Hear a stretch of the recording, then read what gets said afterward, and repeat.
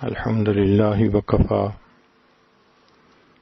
وسلام على عباده الذين اصطفى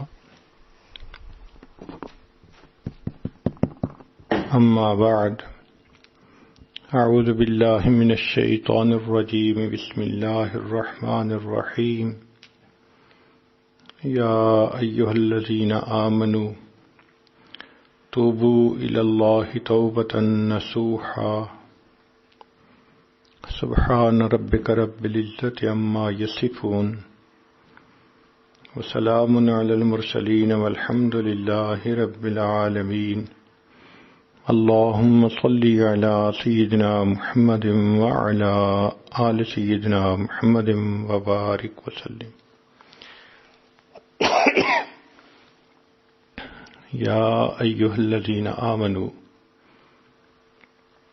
اے ایمان والو، ہے وہ لوگو جو اللہ تعالیٰ اور اس کے رسول صلی اللہ علیہ وسلم کے حکموں کو ماننے کا اقرار کر چکے ہو، توبوا الی اللہ توبۃ نصوحا، تم اللہ کے سامنے سچی توبہ کرو۔ انسان جو کام بھی شریعت کے خلاف کرتا ہے اس کو گناہ کہتے ہیں، اس سے توبہ کرنی اس کے اوپر لازم ہو جاتی ہے۔ گناہوں کے بد اثرات آخرت میں تو ہوں گے ہی صحیح، دنیا میں بھی انسان اپنی آنکھوں سے دیکھتا ہے۔ چنانچہ ابن قیم رحمۃ اللہ علیہ نے الداء والدواء میں لکھا ہے کہ گناہوں کے دنیاوی نقصانات کیا کیا ہوتے ہیں۔ ان میں سے پہلا اثر اطاعت سے محرومی، نیکی کو دل نہیں چاہتا، نماز پڑھنے کو دل نہیں چاہتا، تلاوت کو دل نہیں چاہتا، نیک محفلوں میں آنے کو دل نہیں چاہتا، فجر میں اٹھا نہیں جاتا۔ یہ گناہوں کے برے اثرات ہوتے ہیں کہ انسان نیکی سے محروم ہوتا ہے۔ پھر دوسرا اثر کہ انسان کا دل بے چین ہوتا ہے، وہ کھاتا ہے جو چاہے، پیتا ہے جو چاہے، سوتا ہے جہاں چاہے، ہر ظاہری نعمت موجود ہوتی ہے مگر دل بے سکون ہوتا ہے۔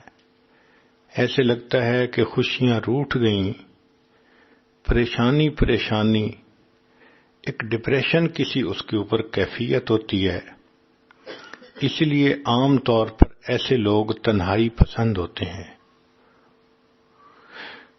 ایک اثر یہ کہ زندگی سے برکت ختم ہو جاتی ہے، وقت میں برکت نہیں رہتی، کام نہیں سمٹتے، حافظے میں برکت نہیں رہتی، چیز یاد کی تو بھول گئی، صحت میں برکت نہیں کہ جوانی میں ہی کرونک ڈیزیزز شروع ہو جاتی ہیں، رزق میں برکت نہیں کہ گھر کے جتنے لوگ سب کمانے والے، خرچے پھر پورے نہیں ہوتے۔ تو زندگی سے برکت کا نکل جانا یہ بھی ایک نشانی ہے۔ دعائیں قبول نہ ہونا، چنانچہ کتنے لوگوں کو شکوہ کرتے آپ نے سنا ہوگا کہ جی اللہ تعالیٰ تو ہماری دعا سنتے ہی نہیں، حالانکہ ان ربی لسمیع الدعاء، میرا رب دعا کو سنتا ہے، مگر اس کا جو جی چاہتا ہے وہ قبول فرماتا ہے، وہ پابند نہیں ہے۔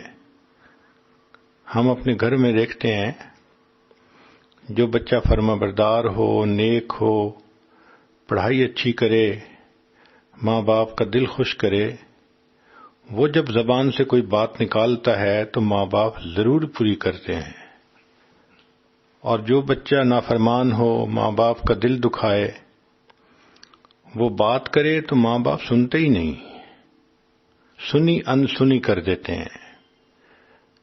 تو جو انسان فسق و فجور کی زندگی گزارتا ہے، اللہ تعالیٰ بھی اس کی دعا کو سنی انسنی کر دیتے ہیں۔ ایک نشانی یہ بھی ہے کہ نعمتوں میں زوال آنا شروع ہو جاتا ہے، کام ٹھپ ہوتا ہے، کاروبار ٹھپ ہوتے ہیں۔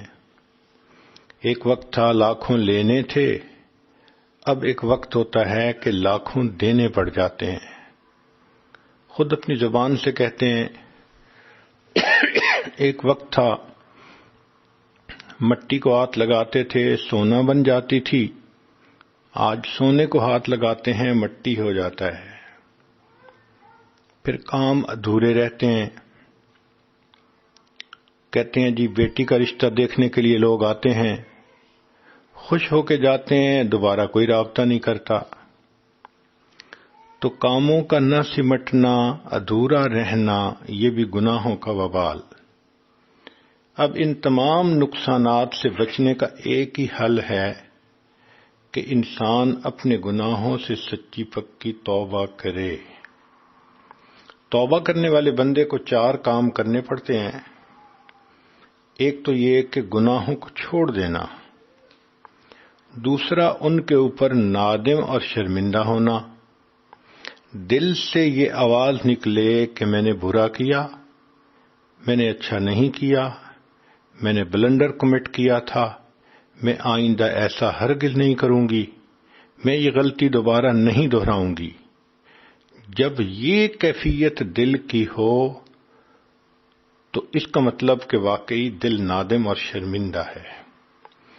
تیسرا یہ کہ آئندہ نہ کرنے کا عزم جازم، دل میں عہد ہو کہ میں نے آج کے بعد یہ گناہ پھر نہیں کرنا۔ چوتھا، اگر حقوق العباد میں کوتاہی ہوئی تو ان کو واپسی کرنا یا ان سے معافی کروانا۔ توبہ کرنے کا مقصد اللہ کی عظمت ہونی چاہیے، اللہ کا خوف ہونا چاہیے۔ اگر کوئی بندہ کسی اور وجہ سے گناہ کو چھوڑے تو اس کو توبہ نہیں کہتے۔ مثلا لڑکی یہ کہے کہ آئندہ میں کسی غیر محرم سے تعلق نہیں رکھوں گی، بڑی بدنامی ہوتی ہے۔ اگر بدنامی کے ڈر سے تعلق چھوڑا تو اس کو توبہ نہیں کہیں گے۔ کوئی بندہ اس لیے کہے کہ میں تو یہ گناہ نہیں کرتا، بیمار ہو جاتے ہیں، تو بیماری کے ڈر سے گناہ چھوڑنا یہ بھی توبہ نہیں کہلاتا۔ کوئی کہے میں تو اس لیے گناہ نہیں کرتا کہ پولیس پکڑ لے گی، یہ بھی توبہ نہیں کہلائے گی۔ ایک بندہ کہے میں اس لیے جوا نہیں کھیلتا کہ بہت نقصان ہوتا ہے، یہ بھی توبہ نہیں کہلائے گی۔ تو یہ بات ذہن میں بٹھا لیجئے کہ توبہ کا مقصد اللہ کی رضا، اللہ کا ڈر ہونا چاہیے کہ اللہ کی خاطر انسان توبہ کرے۔ چنانچہ توبہ کے فضائل پر تو آپ نے مضامین بہت مرتبہ سنے ہوں گے۔ آج کی محفل میں یہ بتایا جائے گا کہ جو توبہ کرنا چاہتا ہے اس کو کیا رکاوٹیں پیش آتی ہیں، اس کے ذہن میں کیا سوالات ہوتے ہیں جس کے جوابات اسے معلوم ہونے چاہیے، اسے کیا کرنا چاہیے۔ تو توبہ کو ایگزیکیوٹ کرنے کا پروسیس کیا ہونا چاہیے۔ اس لیے آج کی بات کو دل کے کانوں سے سنیے اور اللہ کے سامنے سچی پکی توبہ کر کے اپنے پچھلے سب گناہوں کو ڈیلیٹ کروا لیجئے۔ تائب کو چند کام کرنے چاہیے۔ ایک تو یہ کہ برے دوستوں سے علیحدگی اختیار کرے۔ اگر کسی گندی نالی کے اندر ایک موتی پڑا ہے اور اس کے اوپر آپ 10 جگ پانی کے ڈالیں تو وہ صاف نہیں ہوگا، پھر پانی ڈالنا بند کریں گے تو پھر اس کے اوپر گندا پانی آ جائے گا۔ ہاں، اس نالی سے باہر نکال کر اگر آدھا جگ بھی پانی ڈال دیں گی تو وہ بالکل صاف پاک ہو جائے گا۔ اسی طرح گندے دوستوں کے ساتھ رہتے ہوئے انسان نیک نہیں بن سکتا۔ ایسے فسق و فجور میں پڑنے والے دوستوں سے علیحدگی اختیار کرنی ضروری ہے۔ امام غزالی رحمۃ اللہ علیہ فرماتے ہیں، یار بد مار بد سے زیادہ برا. فارسی میں یار بد کہتے ہیں برے دوست کو، اور مار بد کہتے ہیں زہریلے سانپ کو. اور یہ بات سمجھ میں بھی آتی ہے. سانپ ڈس لے تو جان ضائع ہو جاتی ہے، اور برا دوست ڈس لے تو ایمان ضائع ہو جاتا ہے. اس لیے یار بد مار بد سے بھی زیادہ برا. لیکن آگے امام غزالی رحمۃ اللہ علیہ نے ایک اور بات کہی کہ یار بد شیطان سے بھی زیادہ برا. یہ بات پڑھ کر تو ہمیں خود تعجب ہوا. دل میں خیال آیا کہ برا دوست جو بھی ہوگا ہو سکتا ہے کہ کلمہ گو ہو، تو کلمہ گو شیطان سے برا کیسے؟ تو امام غزالی رحمۃ اللہ علیہ نے اس کو بہت خوبصورتی سے ایکسپلین کیا. انہوں نے فرمایا کہ شیطان انسان کے ذہن میں برا خیال ڈالتا ہے، وسوسہ ڈالتا ہے. اس خیال پہ عمل کرنا یا نہ کرنا یہ بندے کا اپنا اختیار ہوتا ہے، اپنی مرضی ہوتی ہے. شیطان خیال ڈالنے کے علاوہ، آئیڈیا دینے کے علاوہ اور کچھ نہیں کر سکتا. لیکن جو برا دوست ہوتا ہے وہ ذہن میں برائی کا خیال ہی نہیں ڈالتا، بازو پکڑ کر بندے سے گناہ کا ارتکاب کروا دیتا ہے. اس کا مطلب کہ برا دوست شیطان سے بھی زیادہ برا ہوتا ہے. اور عجیب بات ہے، ہم اللہ تعالیٰ کے سامنے روزانہ عہد کرتے ہیں اے اللہ ہم برے دوستوں کو چھوڑ دیں گے. باوضو ہوتے ہیں، مصلی پہ کھڑے ہوتے ہیں، نماز کی حالت ہوتی ہے، ہم دعائے قنوت پڑھتے ہیں وَنَخْلَعُ وَنَتْرُكُ مَن يَفْجُرُكَ. اے اللہ ہم نے خلو حاصل کر لیا، علیحدگی اختیار کر لی، چھوڑ دیا ہر اس بندے کو جو فاسق و فاجر ہے. اب نماز میں تو ہم یہ روز وعدہ کرتے ہیں، دن ہوتا ہے تو وعدے کو توڑ دیتے ہیں. سوچئے کیا حال ہوگا ہمارا. اس لیے برے دوستوں کو چھوڑنا یہ سب سے پہلا کام. دوسرا کام کہ توبہ میں تاخیر یہ بھی گناہ ہے. مثال کے طور پہ گناہ کیے تھے جوانی میں، اب کئی سال گزر گئے تو دو طرح کی توبہ لازم ہو گئی. ایک گناہ سے توبہ، دوسرا توبہ کو ڈیلے کرنا یہ بھی گناہ ہے، اس سے بھی توبہ لازم ہو گئی. تو ہمیں دو توبہ کرنی چاہیے. تیسرا حرام ممنوع چیزوں کو تلف کر دے. مثال کے طور پہ کوئی پکچر کی البم بنائی ہوئی ہے، فن کی خاطر پکچرز لیں، اب اس کا تلف کرنا ضروری. یا اور ایسی ممنوع چیزیں ہیں شریعت میں جائز نہیں تو ان کو بھی تلف کرنا ضروری. ایک آدمی اگر سوچے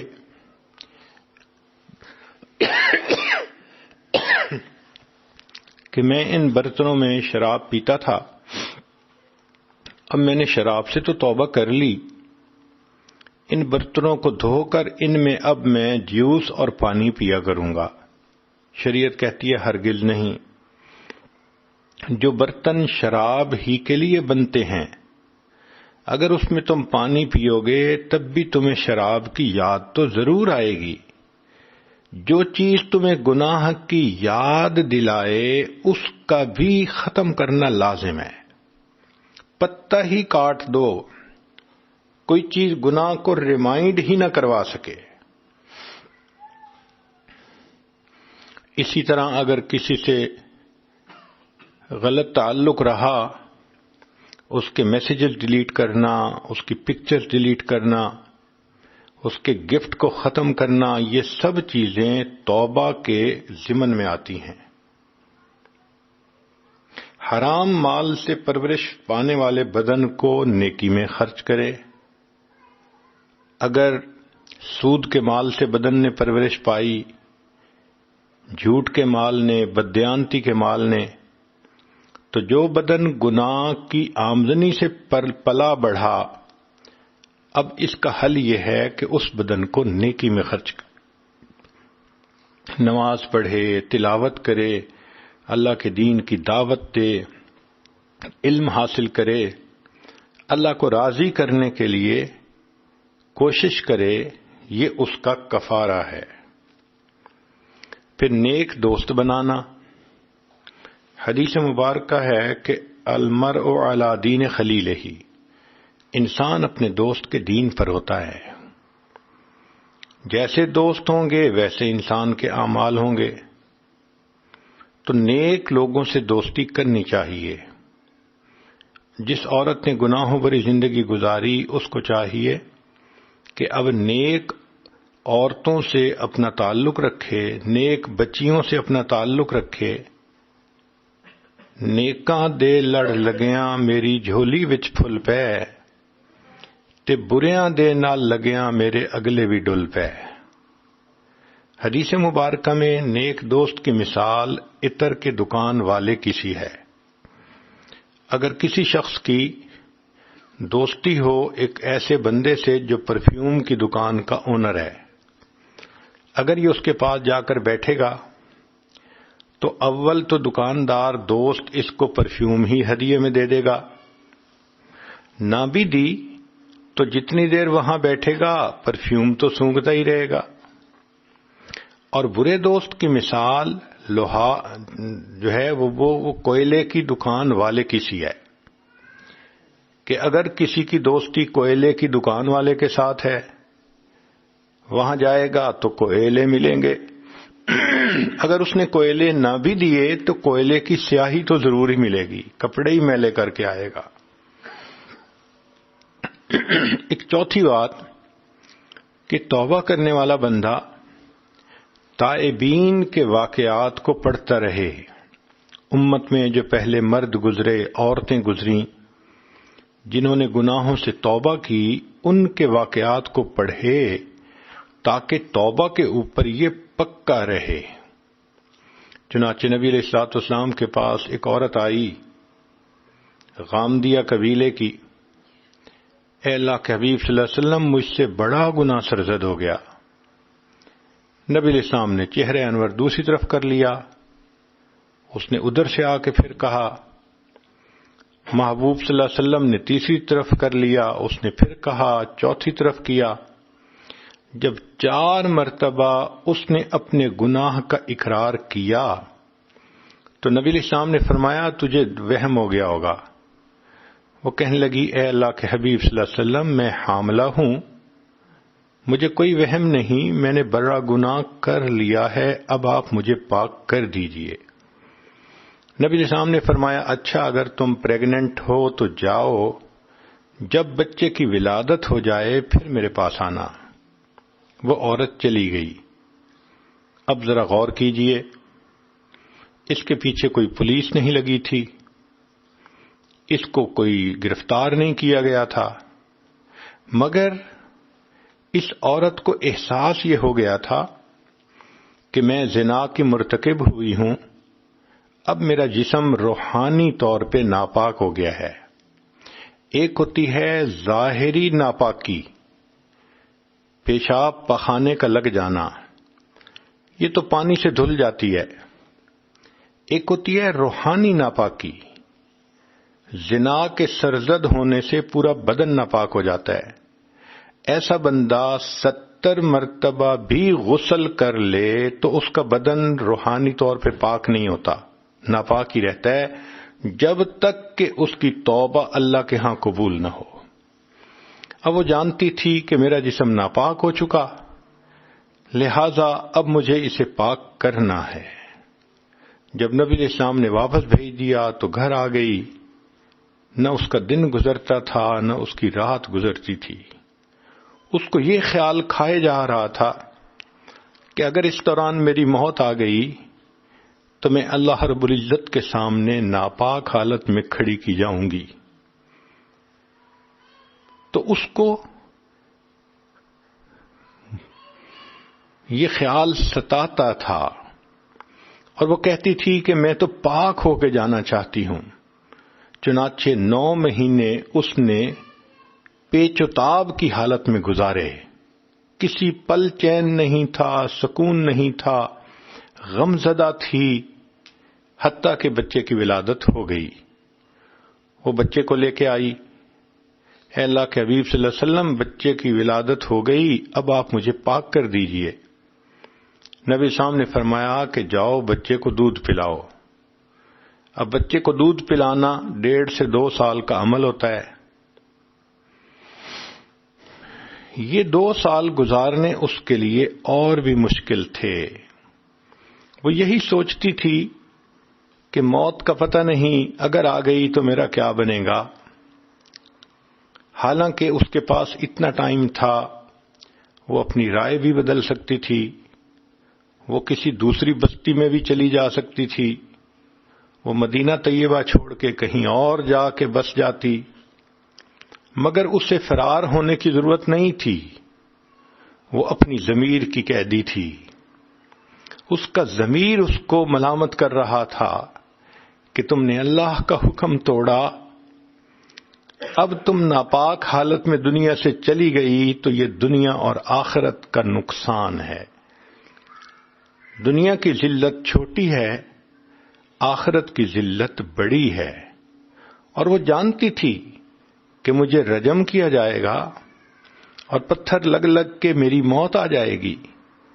نہ اسے موت کا ڈر تھا، نہ اسے قبیلے کی ذلت کی پرواہ تھی، ایک ہی دھن سوار تھی کہ مجھے پاک ہونا ہے۔ چنانچہ وہ اپنے بچے کو لے کر آئی۔ بچے کے ہاتھ میں روٹی کا ٹکڑا تھا۔ یہ اس بات کی نشانی تھی کہ بچے نے دودھ چھوڑ دیا، اب اس نے سالڈ چیز لینی شروع کر دی۔ نبی علیہ السلام نے پھر حکم دیا کہ ٹھیک ہے، اب اس پر حد جاری کی جائے۔ حد جاری ہوئی۔ جب اس کو پتھر مارنے لگے تو ایک صحابی نے غصے سے یہ کہہ دیا کہ اس کو اپنے قبیلے کی بدنامی کا بھی احساس نہ ہوا۔ تو جب اس نے یہ کہا تو نبی علیہ السلام نے اس صحابی کو کہا کہ اس کو کوئی ایسی بات مت کرو، لقد تابت توبتن، اس عورت نے اتنی سچی توبہ کی ہے، لو قسمت بین 70 من اہل المدینۃ وسعتہم، اگر اس توبہ کے ثواب کو مدینہ کے 70 گنہگاروں میں تقسیم کیا جاتا، 70 گنہگاروں کی بھی مغفرت ہو جاتی۔ تو ایسے توبہ کرنے والے جو ٹھان لیتے ہیں کہ ہم نے دنیا میں پاک ہونا ہے، اب بتائیں کہ جن لوگوں نے زنا کا ارتکاب کیا اور وہ توبہ کے بغیر دنیا سے چلے جائیں گے تو پھر آخرت کی ذلت الگ ہوگی، جہنم کی سزا الگ ہوگی۔ اور جہنم کی سزا بھی بہت بڑی کہ زانی مرد عورت کو ایک غار کے اندر ڈال دیا جائے گا اور اس کے منہ پہ چٹان رکھ دی جائے گی، اور اس غار کے اندر اربوں کھربوں بچھو ہوں گے، اسکارپین ہوں گے، اور یہ اسکارپین اس بندے کے جسم پر چڑھ جائیں گے، اس طرح چڑھیں گے کہ جیسے شہد کے چھتے پر شہد کی مکھیاں بیٹھی ہوتی ہیں، اور یہ اسکارپین ایک وقت میں اس کو ڈسیں گے۔ اتنی تکلیف ہوگی، یہ سزا ہوگی کہ تم نے دنیا میں ایسا گناہ کیا کہ تمہارے جسم کے ایک ایک سیل نے مزے پائے، اب تمہیں عذاب بھی وہ ہوگا کہ جسم کے ایک ایک سیل میں بچھو کی زہر جائے گی اور تکلیف ہوگی۔ اب تو گھبرا کے یہ کہتے ہیں کہ مر جائیں گے، مر کے بھی چین نہ پایا تو کدھر جائیں گے۔ آج وقت ہے کہ ہم ان گناہوں سے سچی پکی توبہ کر کے اپنے آپ کو پاک کر لیں۔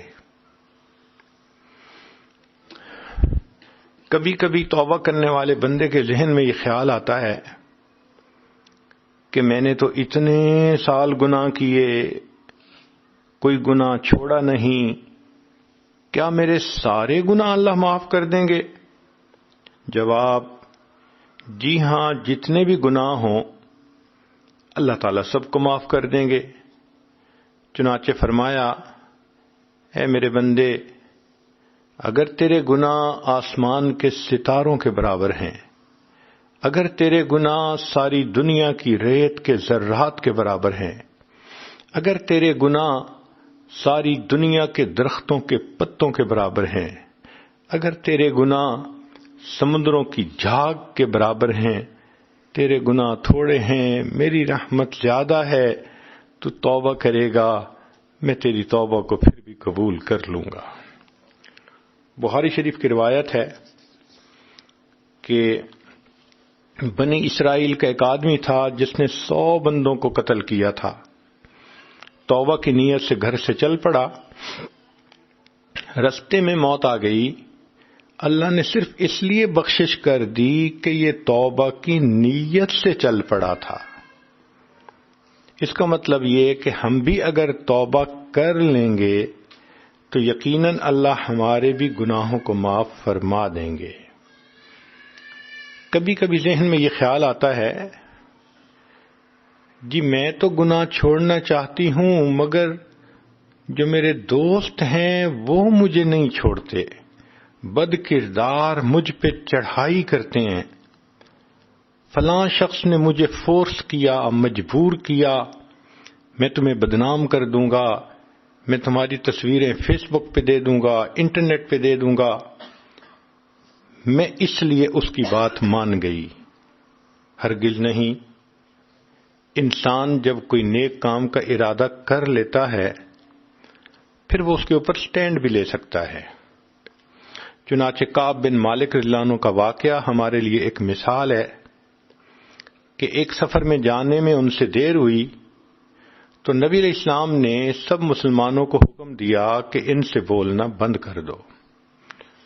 وہ فرماتے ہیں کہ میرے لیے وقت گزارنا مشکل تھا، بار بار یہ خیال آتا کہ اللہ کے حبیب صلی اللہ علیہ وسلم مجھ سے خفا ہیں، اس دوران میری موت آ گئی تو کیا بنے گا، اور اگر اس دوران اللہ کے محبوب صلی اللہ علیہ وسلم نے پردہ کر لیا تو پھر کیا بنے گا۔ میں اکیلا اپنے گھر میں تھا، حتیٰ کہ بیوی نے بھی مجھ سے بات کرنا بند کر دی۔ اس غم کی حالت میں میرا یہ حال تھا، حتیٰ اذا ضاقت علیہم الارض بما رحبت، زمین اپنی پوری فراخی کے باوجود میرے اوپر تنگ ہو گئی تھی۔ میں اپنے گھر سے نکلا، بازار سے گزرتے ہوئے میں نے دیکھا کہ ایک بندہ میرا نام پوچھ رہا ہے۔ میں نے پوچھا کون؟ اس نے کہا میں قریب ایک ملک ہے غسان،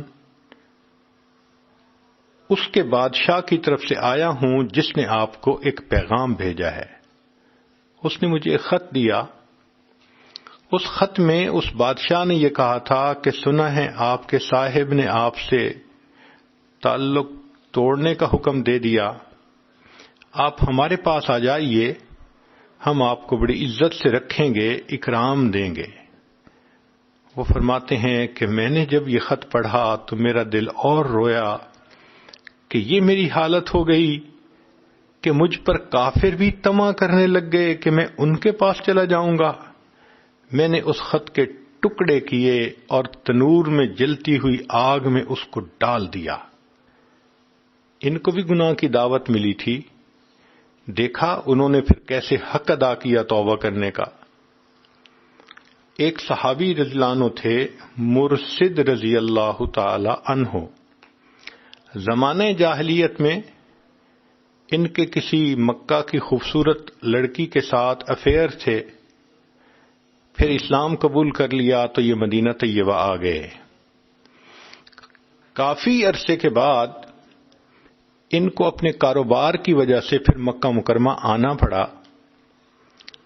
یہ مغرب کے بعد ایک گلی میں سے گزر رہے تھے کہ اسی لڑکی اناک نامی عورت نے ان کو دیکھ لیا، تو دیکھتے ہی اس نے وہی گانا گایا جو اکثر لڑکیاں گاتی ہیں، آئی love you, I miss you, مگر حضرت مرشد رضی اللہ عنہ نے اس کو کوئی رسپانس نہیں دیا. وہ بڑی حیران ہونے لگی،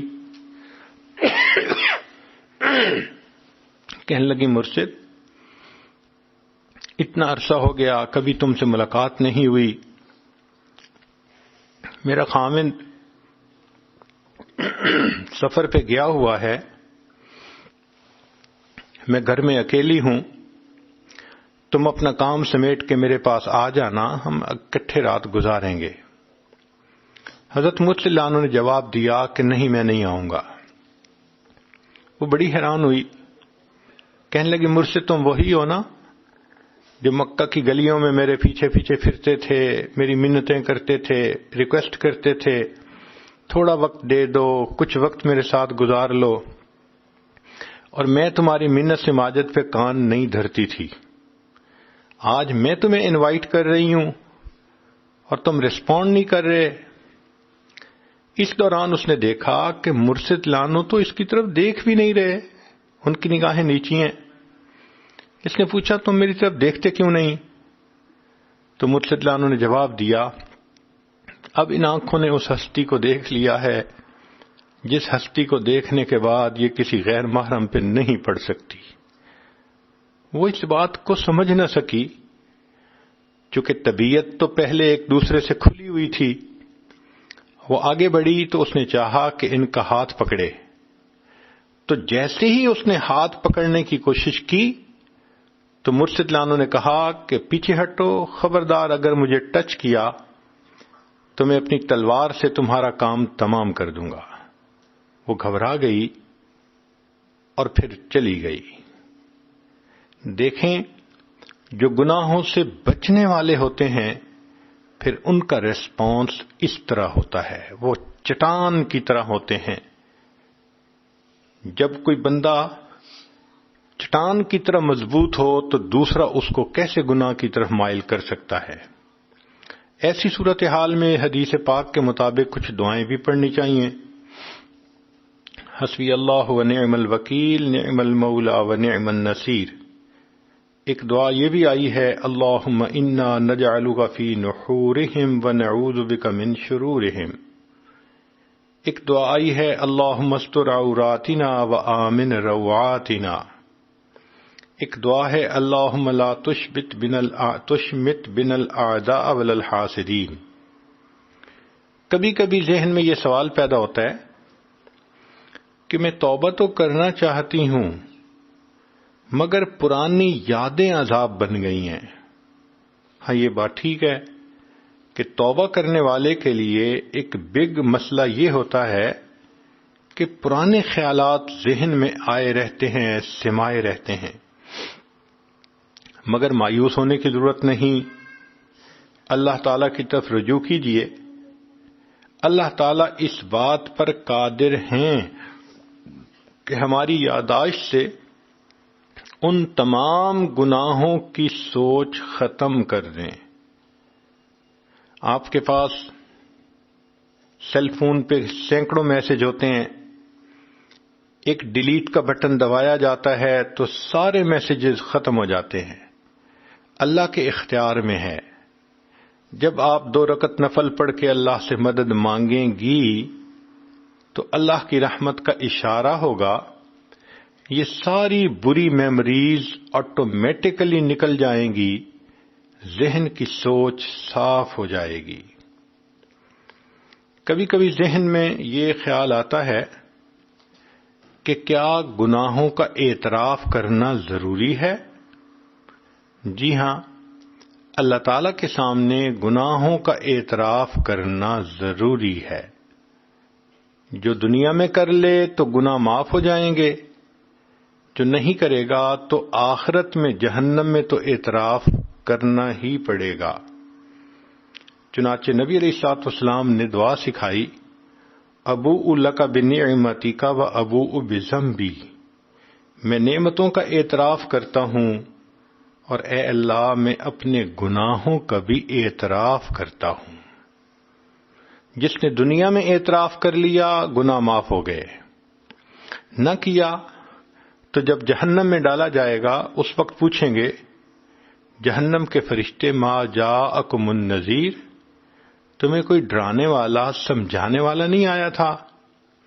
جواب دیں گے قالوا بلا قد جاءنا نذیر، کہ ہمارے پاس ڈرانے والا تو آیا تھا، فکذبنا، ہم نے جھٹلایا، وقلنا ما نزل اللہ من شیء، ہم نے کہا کہ کوئی اللہ کی وحی نازل نہیں ہوئی، ہم ہی گمراہی پہ تھے۔ پھر آخر پر وہ کنکلوڈ کریں گے لو کننا نسمع، اے کاش اگر ہم سن لیتے، او نعقل، اور ہمارے اندر عقل کی رتی ہوتی، ما کننا فی اصحاب السعیر، تو ہم جہنم کے اندر نہ آتے۔ فاعترفوا بذنبہم فسحقا لاصحاب السعیر، اللہ فرماتے ہیں جہنم میں اپنے گناہوں کا اعتراف کریں گے، تو بجائے اس کے کہ جہنم کی آگ میں جل کے اعتراف کریں، یہ بہتر ہے کہ دنیا میں ندامت کی آگ میں جل کر اعتراف کر لیں۔ اس لیے تنہائی میں اللہ کے سامنے اپنے گناہوں کا اعتراف کرنا، نادم ہونا، شرمندہ ہونا، آنسو بہانا اور پھر توبہ کرنا یہ ضروری ہے۔ کبھی کبھی ذہن میں یہ خیال آتا ہے میں گناہوں سے بچنا تو چاہتی ہوں، میں کمزور ہوں، بچ نہیں سکوں گی۔ بھائی ہم کمزور ہیں، اللہ تعالیٰ تو قوی ہیں، وہ گناہوں پہ بچا لینے سے قادر ہیں۔ اگر ہم نیت کر لیں گے اور دعا مانگیں گے تو اللہ ہماری مدد فرمائیں گے۔ علماء نے لکھا ہے جو شخص گناہ سے بچنے کے لیے اللہ سے مدد مانگتا ہے، اللہ تعالیٰ فرماتے ہیں میرے بندے تیری مدد کرنا میرے اوپر لازم ہو جاتی ہے۔ ایک اور بھی حل ہے کہ اگر بندہ خود گناہوں سے نہ بچ سکے تو کسی اللہ والے کے ساتھ مل کر توبہ کے کلمات پڑھ لے۔ یہ جو کسی نیک بندے کے ساتھ مل کر توبہ کے کلمات پڑھنے ہوتے ہیں، اس کی اپنی برکت ہے۔ اللہ تعالیٰ قرآن مجید میں صحابہ کے بارے میں فرماتے ہیں فاستقم کما امرت ومن تاب معک، اے میرے محبوب صلی اللہ علیہ وسلم آپ بھی شریعت کے اوپر پکے رہیے، اور جو آپ کے ساتھ مل کر توبہ طائب ہوئے، ومن تاب معک، تو یہ صحابہ کی ایک فضیلت تھی کہ انہوں نے نبی علیہ الصلوۃ والسلام کے ساتھ مل کر توبہ کے کلمات پڑھے تھے، جس کا تذکرہ ہوا ومن تاب معک۔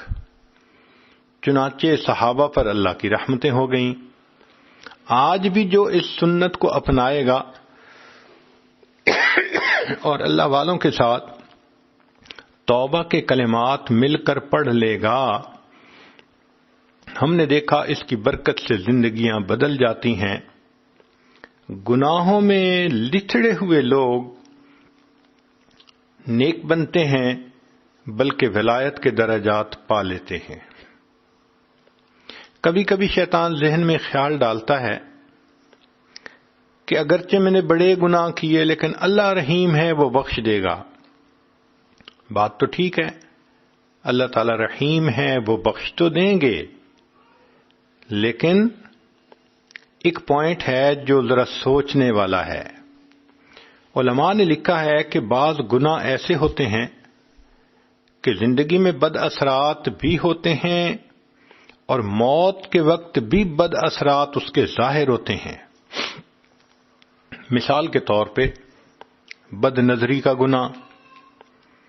بد نظری کا گناہ اتنا برا کہ اس کی وجہ سے انسان سے نعمتیں چھن جاتی ہیں۔ چنانچہ تلبیس ابلیس میں واقعہ لکھا ہے، ایک حافظ قرآن تھا، اس نے بد نظری کی، 20 سال کے بعد قرآن مجید اس کے سینے سے نکل گیا، قرآن مجید ہی بھول گیا۔ اللہ اکبر کبیرہ۔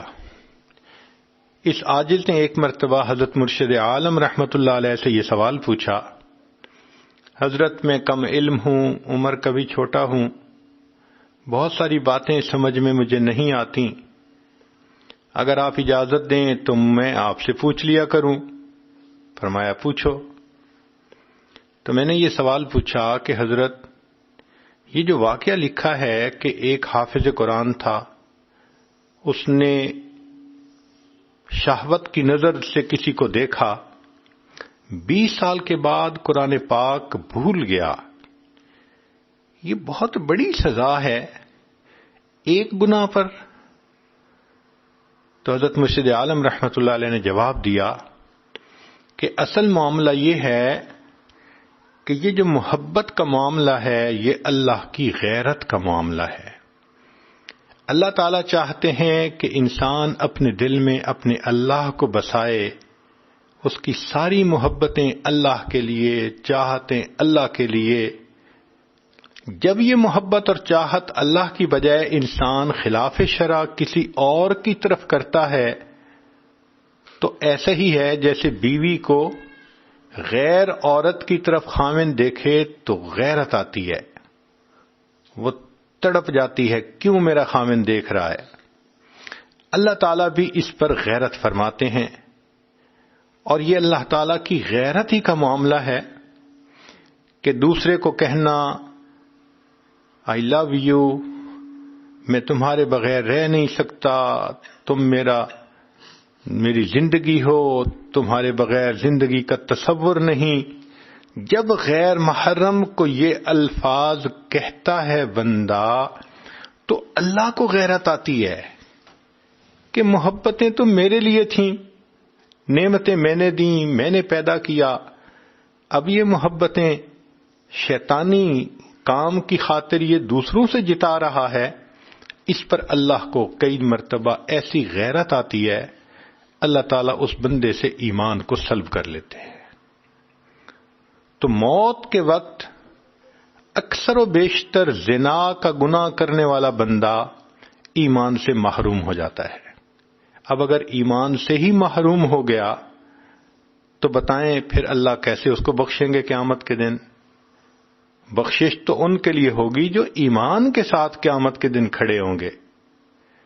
اس لیے یہ گناہ جو انسان سیل فون کے ذریعے کرتا ہے، فیس بک، انٹرنیٹ، یہ مصیبت اتنا بڑا گناہ ہے کہ اکثر و بیشتر یہ ایمان سلب ہونے کا ذریعہ بن جاتا ہے۔ اس گناہ سے بہت زیادہ بچنے کی ضرورت ہے۔ ہم نے دیکھا ہے کہ بعض لوگ میسیجز اتنے میسیجز کرتے رہتے ہیں، کبھی اس کو کبھی اس کو۔ اللہ اکبر کبیرہ، میسج کر کر کے جہنم خریدتے ہیں، کالیں کر کر کے جہنم خریدتے ہیں، غیر سے اپنی محبت کا اظہار کر کر کے اللہ کی محبت سے محروم ہوتے ہیں۔ اس لیے اس گناہ سے سچی توبہ کرنی ضروری ہے۔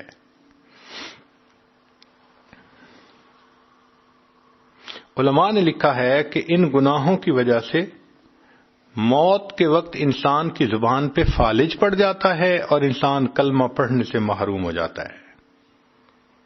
ایک بزرگ فرماتے تھے، اے دوست، تیرا توبہ کی امید پر گناہ کرتے رہنا اور زندگی کی امید پر توبہ کو مؤخر کرتے رہنا تیرے عقل کے چراغ گل ہونے کی دلیل ہے۔ کبھی ذہن میں یہ خیال آتا ہے، کیا ایک گناہ کرتے ہوئے دوسرے گناہ سے توبہ ہو سکتی ہے؟ جی ہو سکتی ہے۔ مثال کے طور پہ ایک عورت کہتی ہے، میں دفتر میں کام کرتی ہوں، نماز بھی نہیں پڑھتی، پردہ بھی نہیں کرتی۔ اب اگر میں نماز پڑھنا شروع کر سکتی ہوں، گو کہ ابھی پردہ نہیں کر سکتی، تو کیا یہ ممکن ہے؟ جی ممکن ہے۔ ممکن ہے کہ اس نیک کام کی ابتدا کرنے سے اللہ دوسرے کام کی بھی توفیق عطا فرما دے۔ جس گناہ کو بھی چھوڑ سکتے ہیں اس کو تو چھوڑے نا، اور جس کو سمجھتے ہیں کہ ابھی نہیں چھوڑ سکتے پھر اللہ اس کی بھی توفیق عطا فرما دیں گے۔ کبھی ذہن میں یہ خیال آتا ہے کیا توبہ کی اور میں نے اتنا عرصہ یہ گناہ نہیں کیا، پھر میں گناہ کر بیٹھی تو پھر گناہ کرنے سے پہلی توبہ ٹوٹ گئی؟ جی نہیں، پھر گناہ کرنے سے پہلی توبہ نہیں ٹوٹی، البتہ اس گناہ پر توبہ کرنی یہ فرض ہو گئی۔ ایک عورت سوچتی ہے میں نے تو اتنی عورتوں کی غیبت کی، میں کیا کروں؟ غیبت حقوق اللہ میں سے بھی ہے کہ اللہ کا حکم ہے جو توڑتا ہے بندہ، اور حقوق العباد میں سے بھی ہے، لہذا بندوں سے بھی معافی مانگنی پڑتی ہے۔ اس کا طریقہ یہی ہے کہ آپ سمجھتی ہیں کہ میں نے فلاں فلاں کی غیبت کی، اب ان کو ڈیٹیل بتانے کی ضرورت نہیں ہے، البتہ اتنا ضرور کریں کہ یوں کہہ دیں جی آپ کے میرے اوپر حقوق آتے ہیں، آپ پلیز مجھے معاف کر دیں۔ شریعت کہتی ہے کہ اس نے کہہ دیا معاف کیا تو بھی معاف ہو گئے، اگر وہ عورت سن کے مسکرا پڑی تو بھی معاف ہو گئے۔ زندگی میں معافی مانگنا آسان ہے، قیامت کے دن کوئی کسی کو معاف نہیں کرے گا۔ ہمارے ایک بزرگ تھے، ان کی بہت اچھی عادت تھی کہ جب بھی وہ کسی سے جدا ہونے لگتے تھے تو یوں کہتے تھے آپ کے تو میرے اوپر بڑے حقوق ہیں، میں پورے نہیں کر سکا، آپ مجھے اللہ کے لیے معاف کر دیجئے۔ سبحان اللہ، کاش کہ ہم بھی اس کو اپنی عادت بنا لیں، چھوٹا بڑے سے معافی مانگ لے، بڑا چھوٹے سے مانگ لے، بیوی خاوند سے مانگ لے، خاوند بیوی سے مانگ لے، دوست دوست سے مانگ لے۔ دنیا میں معاف کروانا آسان، کل قیامت کے دن اگر اللہ نے پوچھ لیا بتا تو نے فلاں کو کمینہ کیوں کہا تھا، تو نے فلاں کو بے ایمان کیوں کہا تھا، جب انبیاء تھراتے ہوں گے وہاں ہم اس کا جواب کیا دے پائیں گے؟ آج ان گناہوں کی معافی مانگ لیں تاکہ اللہ تعالیٰ قیامت کے دن کی شرمندگی سے محفوظ کرے۔ ایک بندہ کہتا ہے جی کہ میرے تو بہت ساری نمازیں قضا، روزے قضا، حج قضا۔ تو بھائی جس طرح کسی کا قرض دینا ہو اور بندہ نہ دے سکے تو بھائی انسٹالمنٹس بنا لی جاتی ہیں، اسی طرح اگر زندگی کے 20 سال کی قضا نمازیں ہیں تو آپ 5 نمازیں روزانہ پڑھنی شروع کر دیں۔ اول تو اللہ نے زندگی دی تو 20 سال میں آپ کی نمازیں قضا مکمل ہو جائیں گی، اور اگر پہلے اللہ نے اٹھا لیا تو نامہ اعمال میں یہ تو لکھا ہوگا نا کہ یہ قسطیں جمع کرواتا تھا، تو اس کی برکت سے اللہ تعالیٰ بقیہ نمازوں کو معاف فرما دیں گے۔ اگر کسی نے چوری کی تو چوری کا مال واپس لوٹانا یہ ضروری، اگر وہ سوچے کہ بندہ فوت ہو گیا تو اس کے ورثاء کو لوٹا دیں۔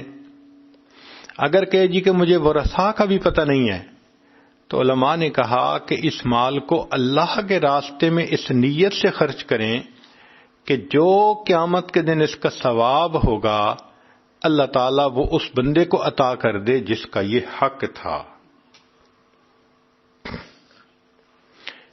جو گناہ کیے اب ان گناہوں کا کفارہ ویسے ہی نیک اعمال کرے۔ مثال کے طور پہ ایک بندہ شراب پیتا تھا، اب اس کو چاہیے کہ جو غریب لوگ ہیں ان کے لیے پانی کا بندوبست کرے، گرمی کے موسم میں ٹھنڈے پانی کا بندوبست کرے۔ جو زنا کا مرتکب ہوتا تھا اس کو چاہیے کہ نیک لوگوں کی شادی میں ان کی ہیلپ کرے، جن کی شادی صرف اسباب نہ ہونے کی وجہ سے رکی ہوئی ہوتی ہے۔ جو چاہتا تھا کہ میں اپنے جسم کو گناہوں میں استعمال کیا تو بھئی اب اللہ کے راستے میں نکلو تاکہ یہ جسم نیکی کے اوپر خرچ ہو۔ نوافل پڑھیں، تلاوت کریں، حج کریں، عمرہ کریں، دین کی دعوت دیں، دین کا علم حاصل کریں، ان کاموں میں اپنے آپ کو مصروف کر دینے سے پچھلے گناہوں کا کفارہ ہو جاتا ہے۔ اگر غیر محرم سے محبت کی تو اب اللہ سے محبت کریں، اللہ کے لیے اداس ہوں، اللہ سے تنہائی میں بیٹھ کے مناجات کریں، قرآن کے ذریعے اللہ سے ہم کلامی کریں۔ پہلے لمبے لمبے فون کرتی تھیں غیر محرم کو، اب لمبی لمبی تلاوت کر کے اپنے رب سے ہم کلامی کر لیں، تو گناہوں کا کفارہ ان نیک اعمال کے ذریعے سے ہو سکتا ہے۔ آخری بات یہ رہ گئی کہ توبہ کا طریقہ کیا ہے۔ سیدنا صدیق اکبر رضی اللہ تعالی عنہ نے ایک حدیث پاک میں روایت کی کہ نبی علیہ السلام نے فرمایا، ما من رجل یذنب ذنبا ثم یقوم فیتطہر ثم یصلی رکعتین ثم یستغفر اللہ غفر اللہ لہ۔ جو بندہ گناہ کر بیٹھے اس کو چاہیے کہ وہ وضو کرے، 2 رکعت نماز ادا کرے اور پھر استغفار کرے، اللہ اس کے استغفار پر اس کے گناہوں کو معاف فرما دیں گے۔ گناہ سے توبہ کرتے ہوئے کیفیت کیا ہونی چاہیے، اس بارے میں بھی ذرا سن لیجئے۔ بنی اسرائیل کے ایک نوجوان کا واقعہ ہے جو ہمارے لیے سبق ہے۔ یہ ایسا نوجوان تھا کہ جو گناہ کا عادی تھا، گناہ کرتا تھا، لوگ سمجھاتے تھے، پھر گناہ کرتا تھا، پھر کرتا تھا، حتیٰ کہ لوگ اتنے تنگ آ گئے کہ انہوں نے فیصلہ کیا اب اگر یہ گناہ کرے گا تو ہم اس کو سزا بھی دیں گے، مار پیٹ بھی کریں گے، اور اس کو ہم یہاں سے دھکا دے کر شہر سے نکال دیں گے، یہ یہاں رہنے کے قابل نہیں۔ وہ کچھ عرصہ گناہ سے رکا رہا، پھر اس نے وہی گناہ کیا، چنانچہ لوگوں نے اس کو دھکے دے کر شہر سے نکال دیا، اس کی ذلت بھی ہوئی، گھر سے بھی نکل گیا۔ شہر کے دروازے کے بالکل سامنے ویرانہ تھا، وہاں کچھ درخت تھے، وہ نوجوان وہاں جا کر بیٹھ گیا۔ نہ بستر ہے، نہ کھانا ہے، نہ کوئی رشتہ دار پاس ہے، شاید اس کو بخار ہوا، اور جب بیماری ہو دوائی نہ ہو تو بیماری ایگریویٹ ہو جاتی ہے، چنانچہ اس کو وہاں پر موت کی کیفیت آ گئی۔ اس واقعے کو وہب ابن منبہ رحمۃ اللہ علیہ نے نقل کیا ہے، ذرا سن لیجئے۔ فرماتے ہیں کان فی زمن موسیٰ علیہ السلام شاب عاتن، موسیٰ علیہ السلام کے زمانے میں ایک نوجوان تھا جو بڑا سرکش تھا، مسرف علی نفسہ، اپنی جان پہ بہت ظلم کرتا تھا، گناہ کرتا تھا۔ فَأَخْرَجُوهُ مِن بَيْنِهِمْ لِسُوءِ فِعْلِهِ، چنانچہ بستی والوں نے اس کے بدکاریوں کی وجہ سے اس کو دھکے دے دے کر اپنی بستی سے نکال دیا تھا۔ فَحَضَرَتْهُ الْوَفَاةُ فِي خَرْبَةٍ عَلَى بَابِ الْبَلَدِ، شہر کے دروازے کے سامنے ویرانے میں اس بندے کو موت کی کیفیت آ گئی۔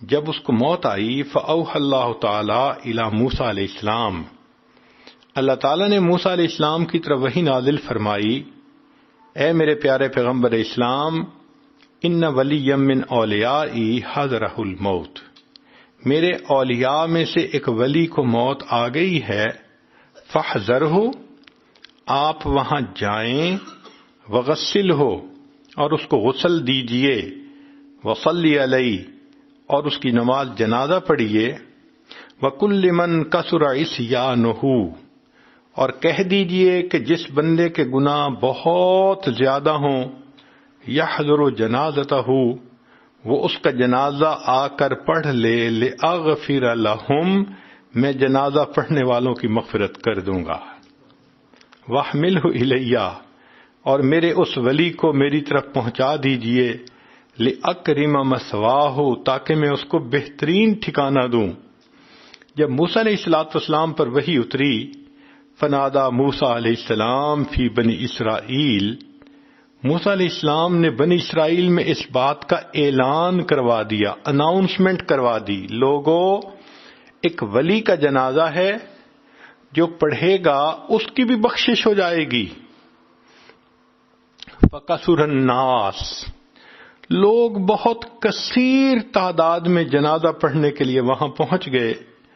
فَلَمَّا حَضَرُوهُ، جب وہاں پہنچے، عَرِفُوهُ، انہوں نے اس شخص کو پہچان لیا۔ فقالو، کہنے لگے، یا نبی اللہ، اے اللہ کے پیارے نبی علیہ الصلوۃ والسلام، ھذا ھو الفاسق، یہ تو وہی گناہگار نوجوان ہے، الذی اخرجناہ، جس کو ہم نے بستی سے دھکے دے کے نکال دیا تھا۔ یہ تو اتنا بدکار انسان ہے۔ فتعجب موسیٰ من ذلک، موسیٰ علیہ السلام بھی اس بات پر بڑے حیران تھے۔ فأوحى اللہ الیہ، اللہ نے موسیٰ علیہ السلام کی طرف وحی نازل فرمائی، صدقوا وہم شہدائی، الا انہ لما حضرته الوفاۃ فی ہذہ الخربۃ، اے میرے پیارے نبی علیہ السلام، یہ لوگ سچ بات کر رہے ہیں، مگر معاملہ یہ ہے کہ جب اس نوجوان کے اوپر موت کا وقت آیا، نظر یمنتم و یسرتن، اس نے اپنے دائیں طرف دیکھا، اس نے اپنے بائیں طرف دیکھا، فلم یرا حمیما ولا قریبا، اس کو کوئی دوست نہ ملا، کوئی رشتہ دار نظر نہ آیا۔ یہ اس وقت بڑا دکھی ہوا، اللہ کوئی میرا یار ہوتا، میرے ساتھ یاری کرتا، کوئی دوست ہوتا، غمخواری کرتا، میری ماں نہیں، محبت کا اظہار کرتی، بیوی نہیں، میرا غم بانٹتی، اللہ میں تنہا ہوں، میرا کوئی نہیں، اللہ تیرے سوا، ہے اللہ مجھے شہر سے بھی دھکے دے دیے گئے، میں بے یار و مددگار ہوں، اللہ میرا کوئی نہیں، ہے اللہ۔ ورآ نفسہ غریبتن، اور اس نے اپنے آپ کو پردیس کی حالت میں دیکھا، وحیدتن، اکیلا دیکھا، ذلیلتن، اس ذلت کے حال میں دیکھا، منکسرتن، اور اس کا دل ٹوٹا ہوا تھا، غمزدہ تھا۔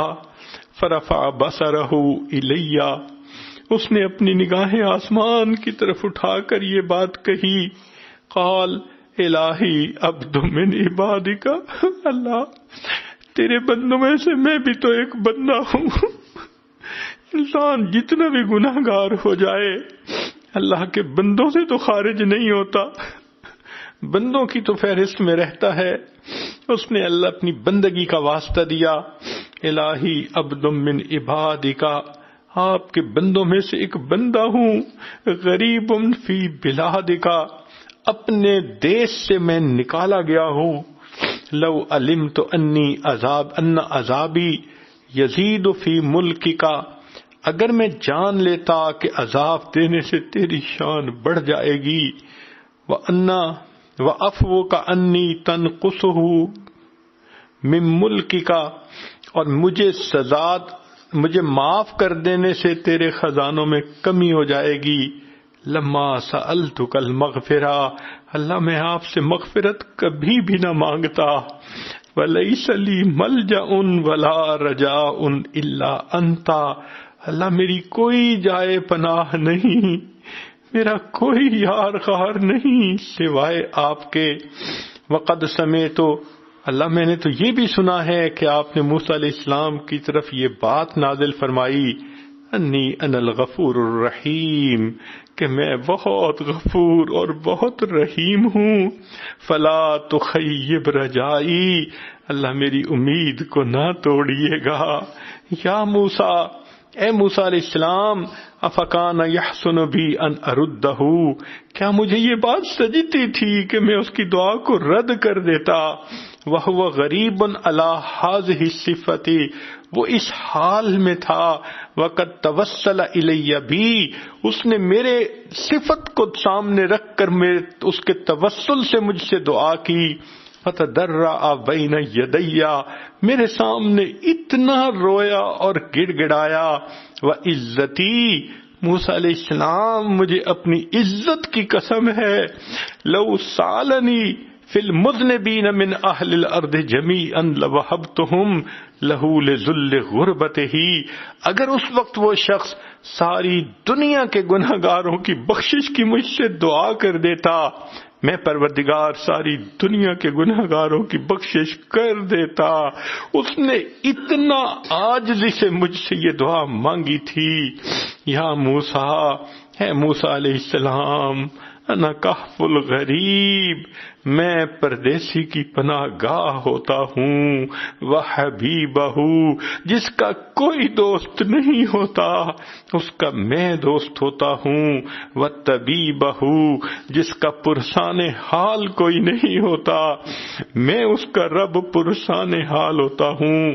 وراحمہ، جس پر کوئی رحم کھانے والا نہیں ہوتا میں پروردگار اس پر رحم کھاتا ہوں. جب پروردگار اتنے کریم ہیں، اتنے رحیم ہیں، آئیے آج کی اس مجلس میں اللہ سے اللہ کی رحمت کو طلب کیجئے.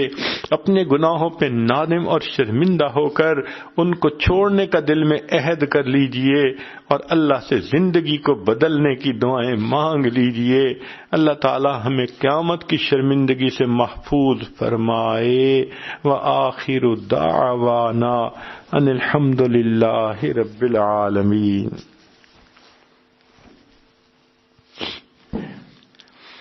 دعا سے پہلے یہ عاجز توبہ کے کلمات پڑھائے گا. جو خواتین سچی پکی توبہ کرنا چاہتی ہیں وہ سچے دل سے ان کلمات کو پیچھے پیچھے پڑھ لیں.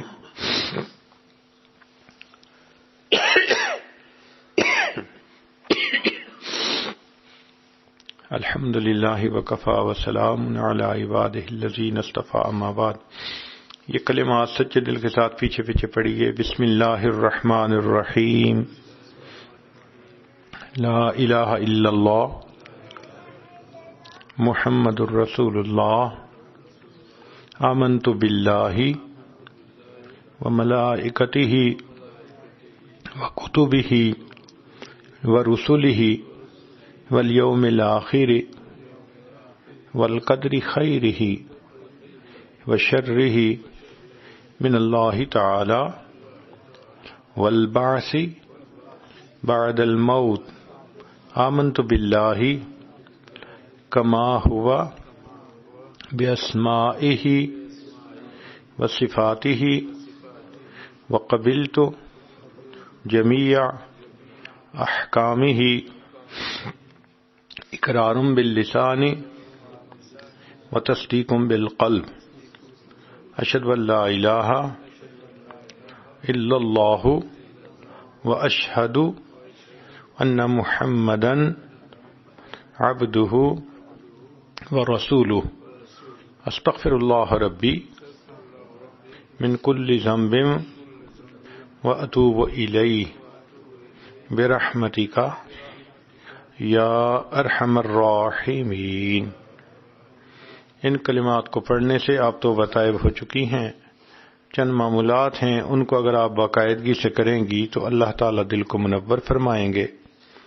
درود شریف 100 مرتبہ صبح شام پڑھنا، استغفار 100 مرتبہ صبح شام پڑھنا، قرآن مجید کی روزانہ تلاوت کرنا. جن دنوں میں مستورات کو نماز معاف ہوتی ہے ان دنوں وہ قرآن مجید کی تلاوت بھی نہ کریں، بن کیے ان کو اجر اور ثواب مل جاتا ہے. چلتے پھرتے ہر وقت دل میں اللہ کا دھیان رکھنا اور آدھا گھنٹہ 20 منٹ روزانہ صبح اور شام مراقبہ کرنا. مراقبے کا طریقہ یہ ہے کہ تھوڑی دیر کے لیے آنکھوں کو بند کر کے سر کو جھکا کے اللہ سے لو لگا کے آپ بیٹھ جایا کریں اور یہ سوچا کریں اللہ کی رحمت آ رہی ہے، دل میں سما رہی ہے، دل کی ظلمت اور سیاہی دور ہو رہی ہے. میرا دل کہہ رہا ہے اللہ اللہ اللہ۔ انشاءاللہ یہ روزانہ 15-20 منٹ کا مراقبہ دل کو منور کرے گا۔ ابھی تھوڑی دیر کے لیے اس مراقبے کی مشق کر لیجئے، پھر ہم دعا کریں گے۔ جتنی خواتین ہیں سب آنکھوں کو بند کر لیں، سر کو جھکا لیں، اللہ سے لو لگا کے بیٹھ جائیں۔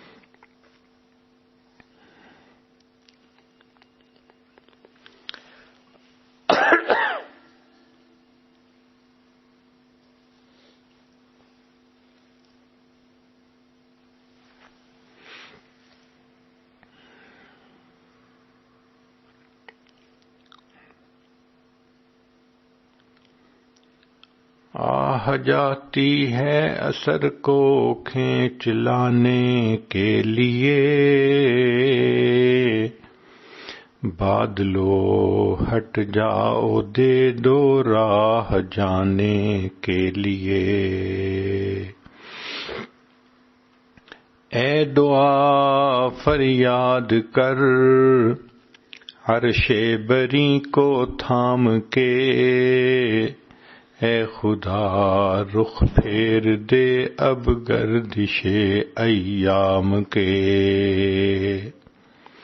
خلق کے راندے ہوئے دنیا کے ٹھکرائے ہوئے، آئے ہیں اب تیرے در پر ہاتھ پھیلائے ہوئے۔ حق پرستوں کی اگر کی تو نے دل جوئی نہیں، تانا دیں گے بت کے مسلم کا خدا کوئی نہیں۔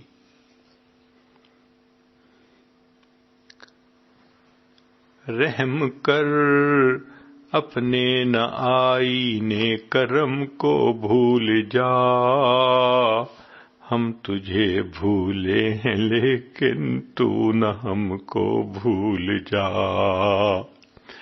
رحم کر اپنے نہ آئینے کرم کو بھول جا، ہم تجھے بھولے ہیں لیکن تو نہ ہم کو بھول جا۔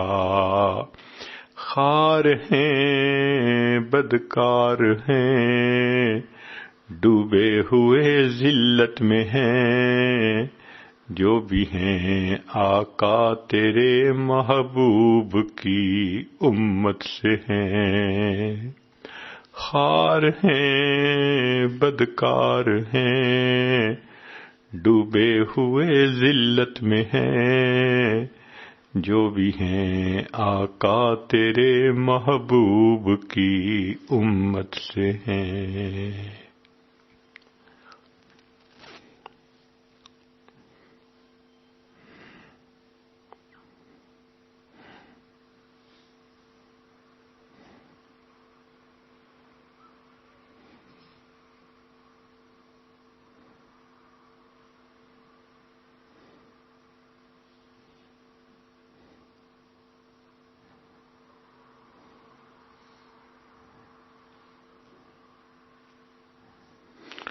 لا الہ الا اللہ محمد الرسول اللہ۔ دعا کر لیجئے۔